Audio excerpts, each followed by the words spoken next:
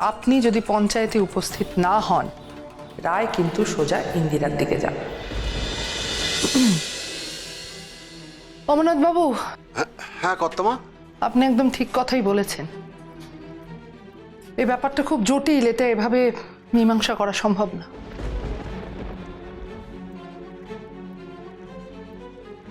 তাহলে তোমার কথাই রইল, এর যা মীমাংসা হবার পঞ্চায়েতেই হবে।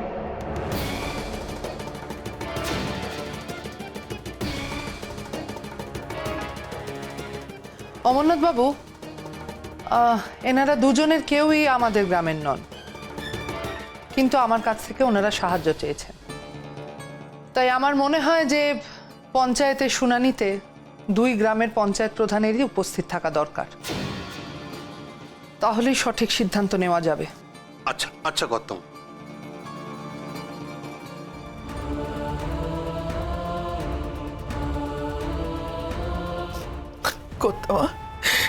কোথাও আমি 18 বছর আগে যা হয়েছে সেটা ভুলে যান। মানুষ যে সবসময় অন্যায় শিকার হবে এমনটা কিন্তু ঠিক নয়। আমি বলছি পঞ্চায়েত ডাকা হোক, আমি নিজে সেখানে থাকব। আর দুর্গাবতী দেব চৌধুরীর উপস্থিতিতে কোনো মানুষ ন্যায় বিচার না পেয়ে ফিরে গেছে, এরকমটা আগেও কখনো হয়নি, এবারেও হবে না।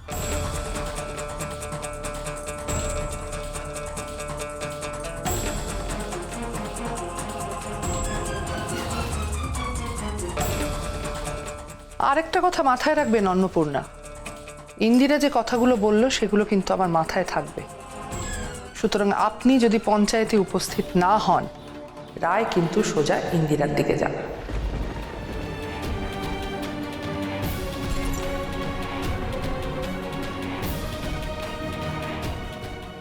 শুনে রাখো, না গেলেই প্রমাণ হবে তুমি চোর।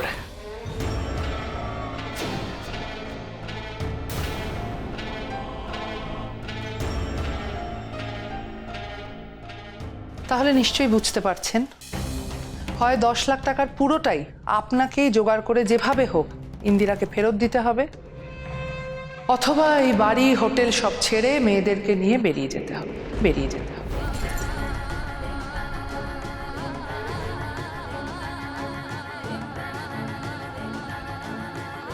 অমরনাথ বাবু, চল চল।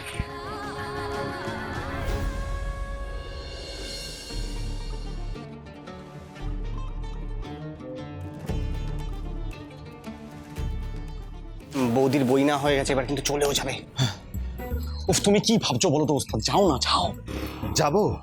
তীরে এসে তরিরও হবে নাকি? হ্যাঁ, যেটা করতে এসছো সেটা করো না, অনেক দিন হয়ে গেছে। এবার রেকর্ডটা তোলো তো। দেখ দেখ, বেচারি না স্কুটিটা খারাপ হয়ে গেছে, স্টার্ট দিচ্ছে না। বেচারি আবার সমস্যায় পড়েছে, এর মধ্যে গিয়ে স্কুটিটা চালালে তো হয়েই গেল ওস্তাদ।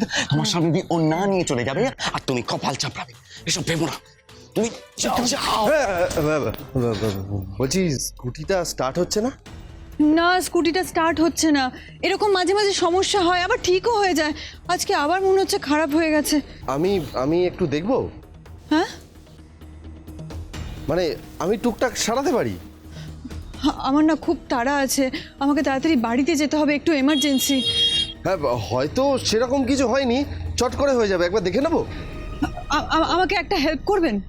হ্যাঁ বলুন না, কি হেল্প করতে হবে? না মানে এখন স্কুটিটা সারানোর থেকেও বেশি জরুরি আমার বাড়ি যাওয়াটা। আপনি আমাকে একটু বাড়িতে ছেড়ে দিয়ে আসতে পারবেন? আমি বাড়ি আপনার যদি কোনো সমস্যা না থাকে তো। হ্যাঁ, আমার কোনো অসুবিধে নেই, চলুন আমি আপনাকে বাড়ি ছেড়ে দিচ্ছি। চলুন চলুন, আসুন।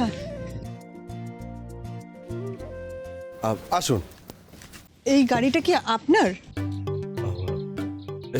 ইয়ে মানে পাশের বাড়ি, তাদের পাশের জমিতে আমি চাষ করি, মানে তাদেরই জমি, পাশের বাড়ি পাশের জমি, ওদের সাথে খুব ভালো সম্পর্ক আমার।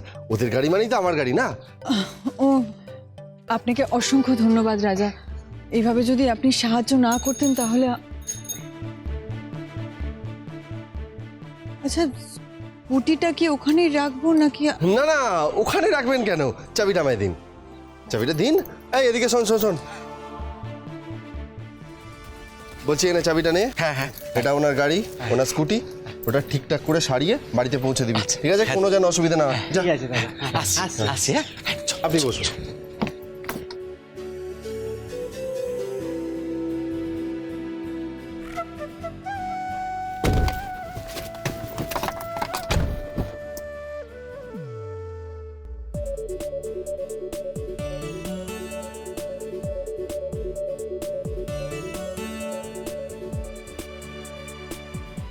আজ আপনি আমার ভালোবাসার কথা না বুঝলেও আমার একটা স্বপ্ন না জেনেই পূরণ করলেন। আমার অনেক দিনের ইচ্ছে ছিল আপনি আমার গাড়িতে আমার পাশে বসবেন। ইচ্ছেটা পূরণ করার জন্য থ্যাংক ইউ সো মাচ। একটু তাড়াতাড়ি চালাবেন প্লিজ। হ্যাঁ, আজকে আপনাকে আমি উড়িয়ে নিয়ে যাব, চলুন না।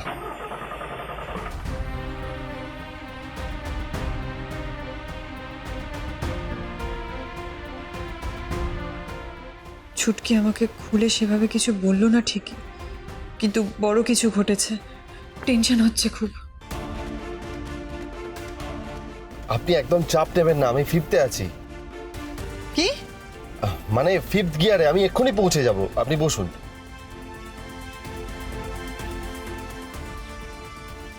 আরে বাবা, সাইড দে না, অনেকক্ষণ ধরে আমার সামনে যাচ্ছে।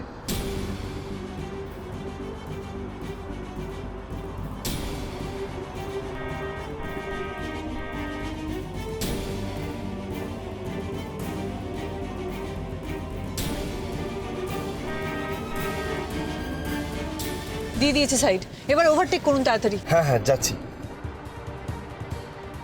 আচ্ছা, কি হয়েছে বলুন তো? বললাম তো এমার্জেন্সি আছে। এমার্জেন্সি মানে কারোর কোনো শরীর টরীর খারাপ হয়েছে? আপনি একটু তাড়াতাড়ি চলুন না প্লিজ। হ্যাঁ, আমি যাচ্ছি তো। এই রাস্তায় এর থেকে স্পিডে আর কি করে যাব বলুন তো? কিন্তু কি সমস্যা হয়েছে আমার? সমস্যাটা কি হয়েছে সেটাই তো বুঝে উঠতে পারলাম না এখনো অবধি। নিশ্চয়ই বড়সড় কিছুই হয়েছে। ও ছোটখাটো কিছু করার মহিলা নয়। মানে ও মানেটা কি? যদি কে আবার? যে আমাদের জীবনটা নরক বানিয়ে রেখে দিয়েছে। সুযোগ পেলে আমাদের বাড়িতে গিয়ে মাকে যা নয় তাই বলে অপমান করে। আমাদের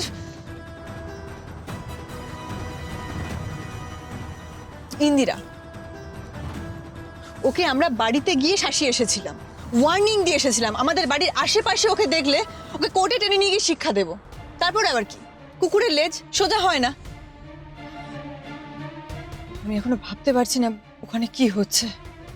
আমি না যাওয়া অবধি ওই মহিলা সব এলোমেলো করে দেবে। আপনি একটু তাড়াতাড়ি চলুন প্লিজ। হ্যাঁ হ্যাঁ, যাচ্ছি। আগের দিন নকল ফুড ইন্সপেক্টরদের দিয়ে যা যা বলে পাঠিয়েছিলাম মনে হয় ভুলে গেছি। ভালো করে আবার একবার মনে করিয়ে দিতে হবে।